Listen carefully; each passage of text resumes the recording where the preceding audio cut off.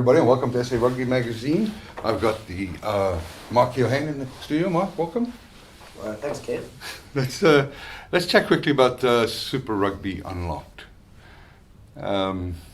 Congratulations, Bulls. A blauwe bil eet nie van die vloer nie. I join in, but I... Yeah, no, as Jean-Andre tells us that it's got to be a 59-point differential. They've got to lose by 59 points to the Pumas for anyone else to have a chance. And with the Stormers game being cancelled against the Sharks, the only team that realistically had the potential of actually of getting it was going to be the Stormers. So they're gone. Bulls have done it. Jake White has come back to South Africa. And Jake, in his first tournament, Well done. he has unlocked Super Rugby and taken another title. Yeah, well, deservedly so. I mean, right, their exhibition match, they looked pretty good against the Sharks, and they just followed through. I mean, well done, and congratulations to the Boogle fans. And it's number 4. Scott Robertson told the people when they won their New Zealand one, he said it's number 4. I the can't Bulls see- can say it's number 4. I can't see Jake breakdancing now. I'd love to, but I don't see it. No. I could see him stumbling a bit after a few brandies, but not breakdancing. Mark, one question with the Super Rugby, which I think is, what's with the giving everybody ties? Because I think that absconds, that lets people away with responsibility. If your players are out, they're professional athletes, they're professionals. Look, it's been a terrible year, but if your players are out and they can't, and they keep coming back with COVID, or that team should get penalised and dock the points, not the team that hasn't broken the protocols and have kept them. Yeah, well, it's interesting. Our system, if there was going to be a COVID cancellation, it's 2 points each, and it's as if it's a draw, and they move on. If you look at... So the Blue Bulls really stole. I'm just kidding. Blue Bulls fans, calm down. No. Well, look, when they hammered the Stormers and they hammered the Sharks, they kind of, and then they fought really well to win that game against the Lions. And I think their toughest game was Griquas, surprisingly, that 30-23 win at Loftus. But if you look, we talked about the system here, that it's a cancellation, and hit the Lions. They lost the opportunity to win points in 2 matches. Cheetahs lost a bit of momentum when that game against the Lions at Ellis Park that was called off on the morning of the game. Because the Lions players, they should have... All the Lions players, so they should have forfeited. If it was the Autumn Nations Cup, which I like, they would have gotten 28-0 forfeiture win. Plus a bonus point. Yeah. So that means that Italy, for example, have now got a 28-0 win against Fiji. It's their greatest win in their rugby history. And a South African coach.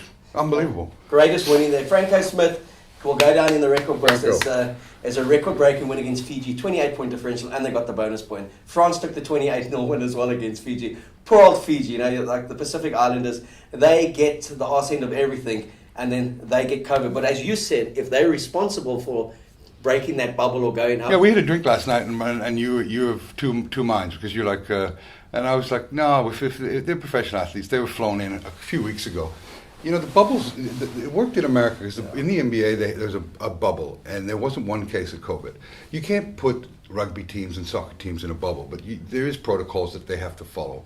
And the amount of, in a country that doesn't really have a high infection rate, like America does. I mean, it's amazing me how many infections there have been in terms of interruptions to Super Rugby. Well, after my 8th Jägermeister in 5 minutes, you had a very convincing argument. I wasn't going to argue with you. So, and the way you explained it makes sense. When I thought about it, when I woke up in the early hours this morning, he's got a point. 28-0, it should have been, they should have forfeited.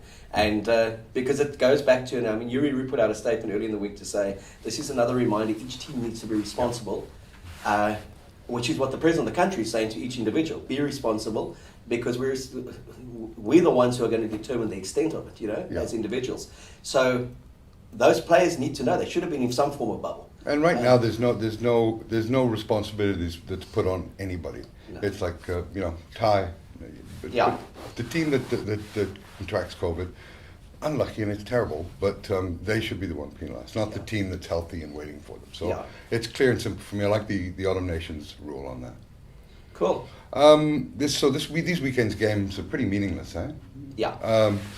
But let's have a look at what the bookies are saying, because I always like to look at. They always tell me as a punter, there's no such thing as a meaningless score or meaningless game. That's right, Mark. That's right. You're so right. That insight was brought to you by Money Man. Responsible punter.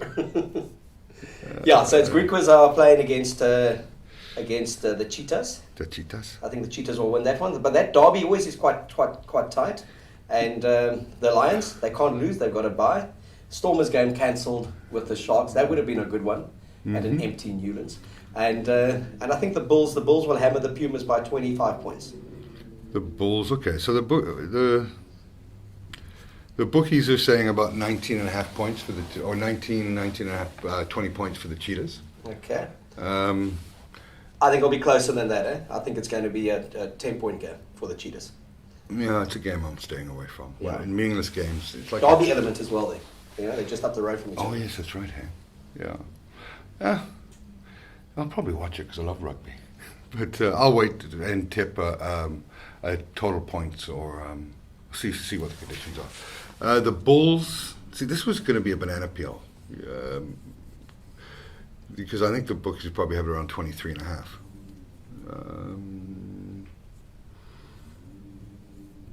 28.5.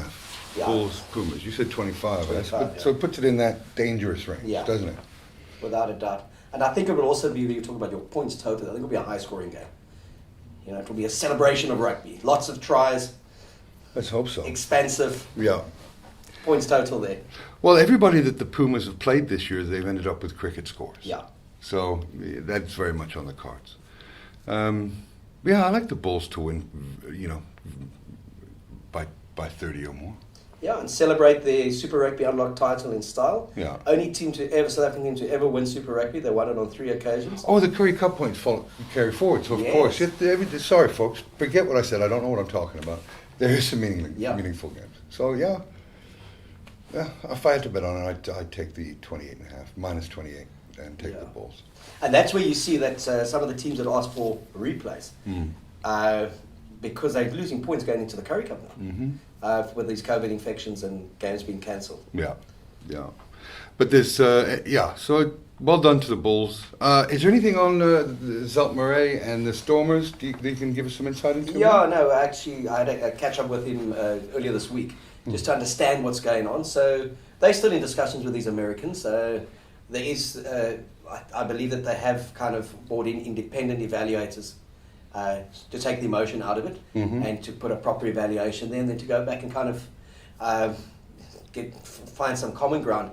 My feeling hasn't changed. I think the 100 million is undervalued, but I also just don't like the way the business practice has been done from their side. They've done all their talking through the media. For the Americans? Yeah, the Americans. And I think there's quite a distorted view that has been put across at the moment. So he's not making any hasty decisions, but he's also not closing the door on anything as well. So there are discussions with clubs, and I said to him, I'll check in weekly to see, is he going to sell his soul or not? He said he wouldn't be doing that. So Bullet was there with us. Okay. Came and had a nice little introduction. There's been a lot of talk, he said, that players threatening to go, and my response to him to that was let them go. Yeah, absolutely. Let them go. Who's going to buy them at the moment in this marketplace? No one. And even if there was a market for it, Mark, they've got to go. If the tail can never wag the dog. And we've got the most incredible feeder system in world rugby. You've got Stellenbosch University, you've got UCT, UWC, technology. You've got even Boland. You've got Polris, Poljim, Paul Boys High, Boland Agricultural. You've got Bishops, Sachs, Rondebosch, Weinberg, Stellenberg. You've got a rugby. Stellenberg. Where's Stellenberg? Stellenberg out in Durban. You've got a rugby fraternity. That's endless supply of talent that comes through. So they're not investing in 25 Stormers. They're investing in the Western Cape. Of course. And especially with the team going into the UK next year, potentially into Europe, there's a lot of slanted views being put out there. Look, and to the average Joe on the street, 110 million rand sounds like it's a lot of money. In the business world with Rock Nation and these guys, it's chump change. It is absolutely chump change, and I would be surprised if the valuation isn't at least double. Yeah, I mean, they keep on saying that they're just taking control of the professional arm that has no value, but the professional arm has value because of course it does. Because the only single shareholder in the professional arm at the moment is Western Province, who has assets to the value of about 600 million through their property. So if they become the minority shareholder, these guys can dictate everything. Yeah. And people keep on saying they only want 51. 51 is 99, gives you decision making. So Depending on what your shareholder agreement says, but you know, it's too complicated to get into now. But if they got that business for $6 million, it would have been the steal of the century. Yeah. Steal of the century. So as I said to Zal, keep on watching. We'll keep on putting the heat on him, make an informed decision, bringing those independent assessors, and make the decision that works for Western Province in the long run, not potentially for a coach and you know, World Cup winning Springboks that feel if they don't get paid, they're going overseas or they're going elsewhere. Yeah, my advice to Zelt, for what it's worth, would be to watch the movie The Castle. That one scene where he asks him how much the jousting sticks are going for, and just say, tell him he's dreaming. You know, ridiculous. It's crazy. For $6 million, they are dreaming. Yep, absolutely. So we're in agreement on that. That's good. Thanks, Mark, for coming in, and as always, a pleasure. Thanks, Kev.